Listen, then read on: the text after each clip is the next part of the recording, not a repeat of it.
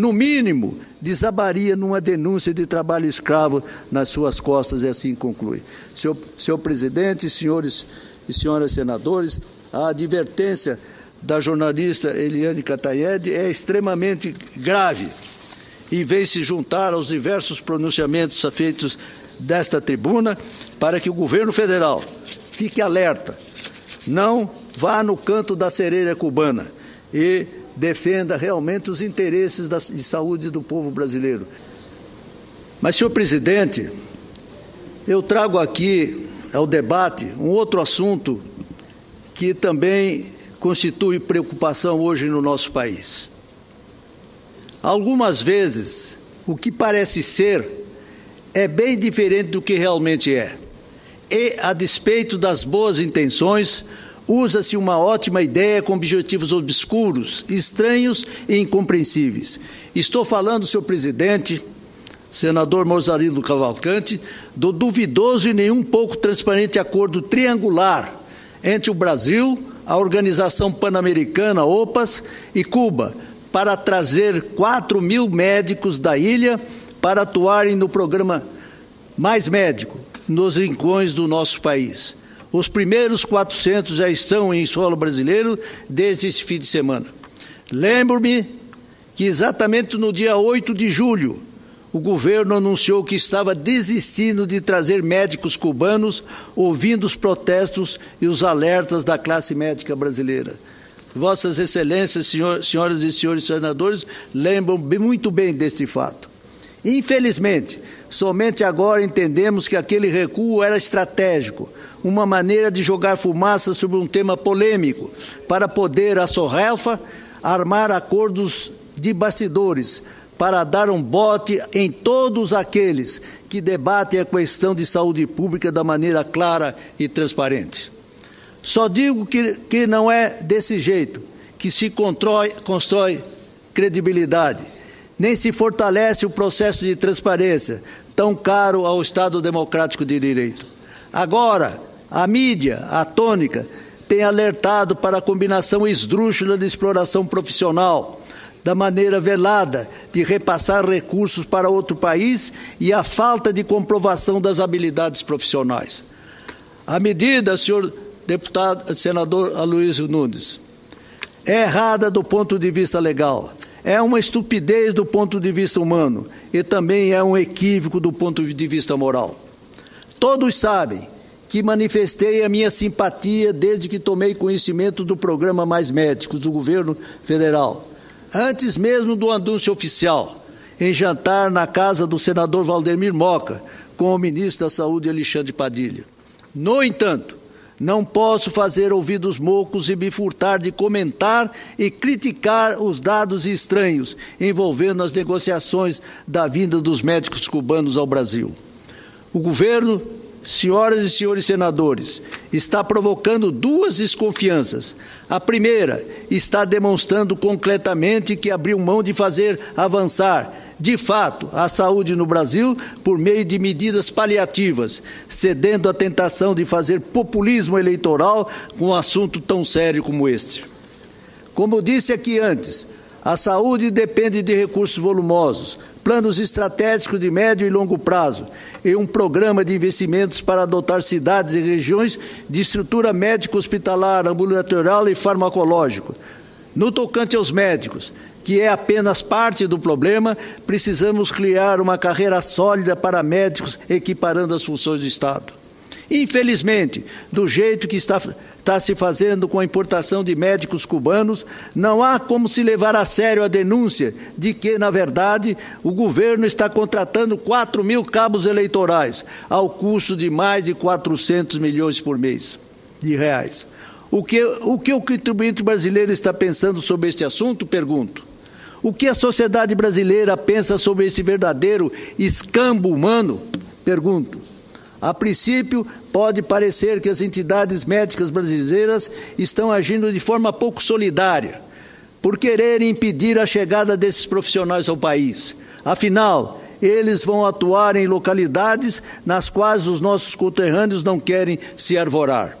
Vejo que o debate pode resvalar para questões ideológicas clássicas, criando uma cortina de fumaça sobre o que está realmente em jogo nesse processo.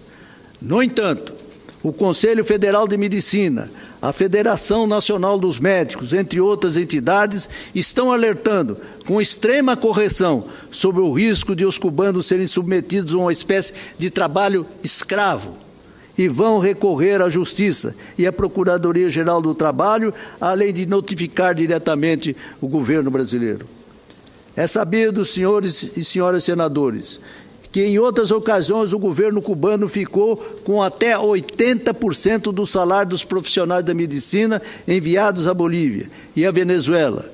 Isso pode ser comprovado por relatos publicados na mídia de cubanos que desertaram. Entendo que esse alerta das entidades médicas é a demonstração real da preocupação com o exercício ético da profissão e um grito pela não exploração.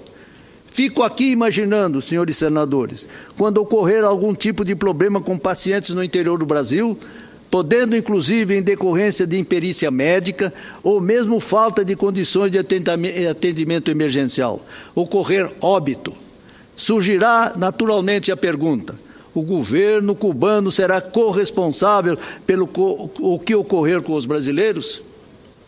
Pergunto. Existem muitas dúvidas em relação a este acordo. Ele é o melhor para o Brasil neste momento? É outra indagação. Ele saneia os problemas da saúde pública nas regiões carentes? É outra indagação. Ele está de acordo com as nossas leis? É uma grande preocupação. Ele está de acordo com os direitos humanos consagrados pela comunidade internacional? São essas as indagações que até agora eu não encontrei sinceramente resposta. Causou-me grande preocupação ouvir da senhora senadora Ana Amélia, em discurso nesse plenário na última sexta-feira, o relato da denúncia que recebeu de que o médico cubano será remunerado com pouco mais de um décimo do salário pago pelo governo brasileiro ao Ministério da Saúde daquele país, via acordo trilateral, já que é intermediado pela OPAS. Ouvi isso com muita preocupação, senadora Ana Amélia. Vossa Excelência, naturalmente, há de enriquecer o meu discurso. Muito obrigado. Vossa Excelência tem a palavra. Muito obrigado. Acompanho, como sempre, o seu discurso, meu caro senador Figueiró, com muito proveito e muito prazer. Vossa Excelência faz uma série de indagações que, até agora, estão sem resposta. E é preciso que haja uma resposta para elas.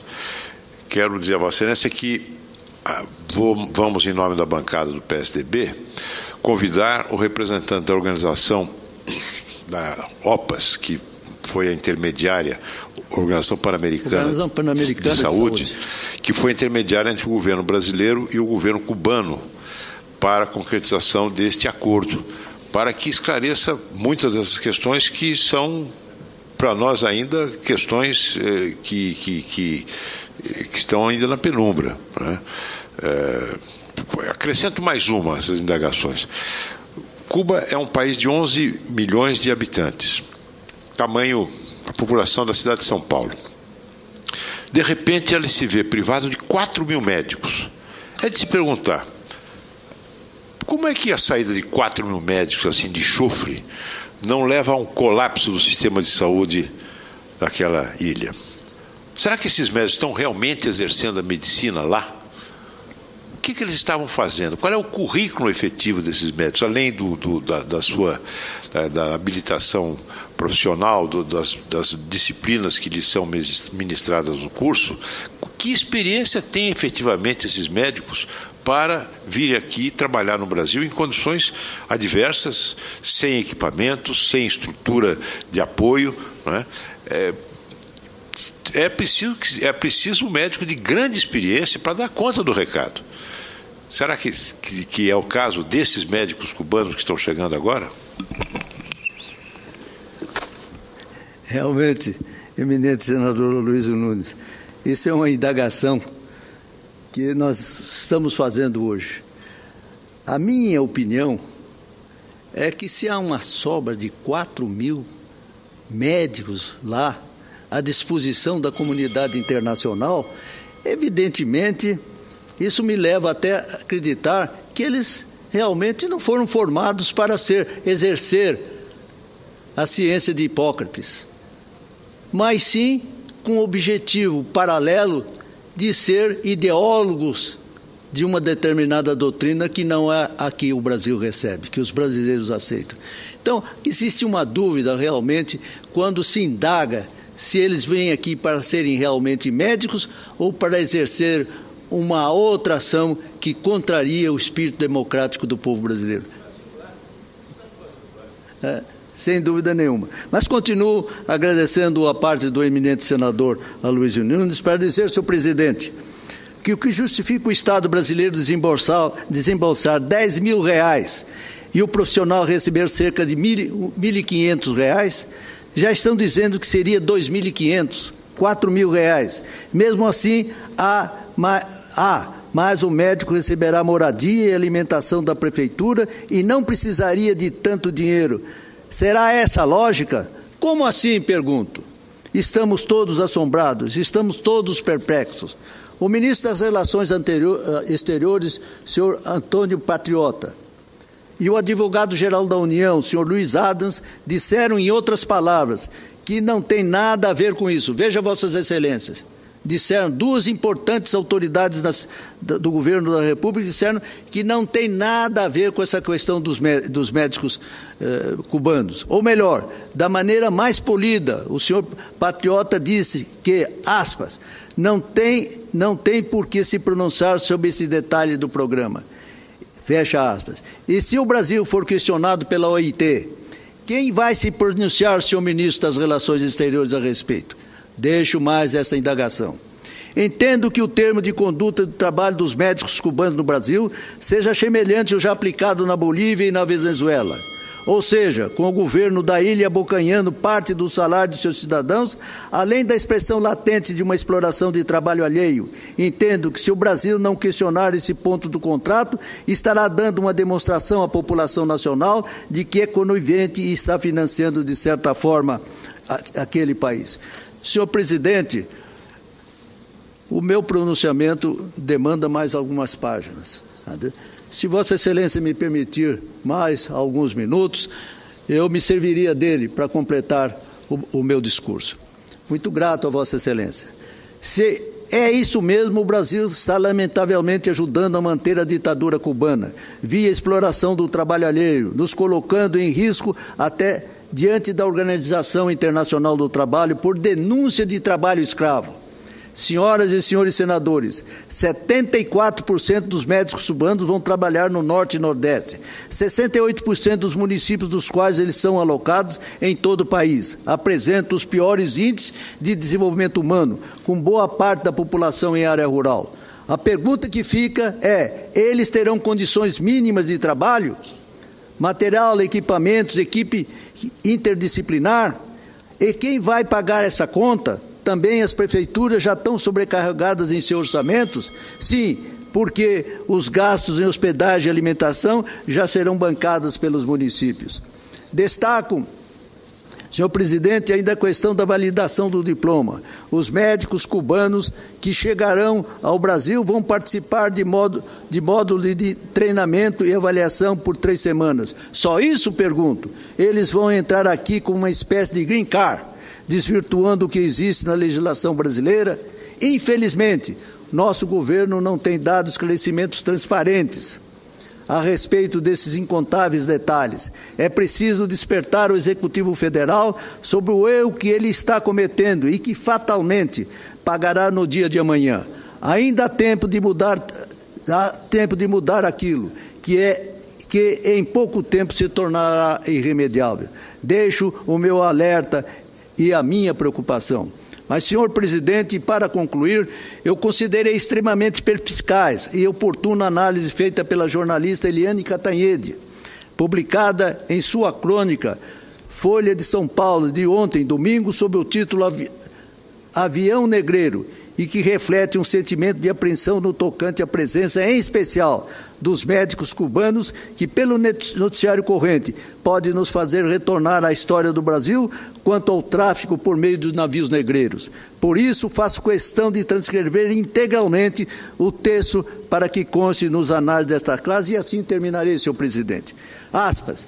Ninguém pode ser contra um programa que leva médicos, mesmo estrangeiros, até populações que não têm médicos. Mas o meio jurídico está em polvorosa, com a vinda de 4.000 cubanos, em condições esquisitas e sujeitas a uma enxurrada de processos na justiça. A terceirização no serviço público está na berlinda, e a vinda dos médicos cubanos é vista como terceirização estatal e com triangulação. O governo brasileiro paga a OPAS, Organização Pan-Americana de Saúde, que repassa o dinheiro ao governo de Cuba, que distribui entre os médicos como bem lhe dá na veneta. Os 10 mil brasileiros, os 10 mil reais de brasileiros, portugueses e argentinos não valem para os que vierem da ilha de Fidel Castro. Seguida a média dos médicos cubanos em outros países, eles só embolsarão 25% a 40% do que teriam direito, ou de R$ 2.500 a R$ 4.000. O resto vai para os cofres de Havana. Pode um médico ganhar R$ 10 mil e um outro só 2.500 pelo mesmo trabalho? As mesmas horas do mesmo contratante? Há controvérsias legais. E há gritante injustiça moral, com o agravante de que os demais podem trazer as famílias, mas os cubanos não. Para mantê-los sob as rédeas do regime, diz a jornalista Cantanhede, e se 10 ou 100 ou 1.000 médicos cubanos pedirem asilo, o Brasil vai devolvê-los rapidinho para Havana, num avião venezuelano, como fez com os 2 boxeadores? Pergunta ela. Olha o escândalo, afirma a cronista política da Folha de São Paulo. E complementa, o Planalto e o Ministério da Saúde alegam que os cubanos só vão prestar serviço e que Cuba mantém esse programa com dezenas de países. Mas e daí? É a base de todo mundo faz? Trocar gente por petróleo combina com a Venezuela, não com o Brasil. Seria classificado como exploração de mão de obra. Tente você, diz a cronista Eliana Cantanhede, contratar alguém em troca de moradia, alimentação e, em alguns casos, transporte, mas sem pagar salário direto e nem ao menos saber quanto a pessoa vai receber no fim do mês. No mínimo, desabaria numa denúncia de trabalho escravo nas suas costas, e assim conclui. Senhor presidente, senhores e senhoras senadores, a advertência da jornalista Eliane Cantanhede é extremamente grave e vem se juntar aos diversos pronunciamentos feitos desta tribuna para que o governo federal fique alerta, não vá no canto da sereia cubana e defenda realmente os interesses de saúde do povo brasileiro, mas também tenha em consideração as advertências que os médicos brasileiros fazem a respeito. Muito obrigado a Vossa Excelência.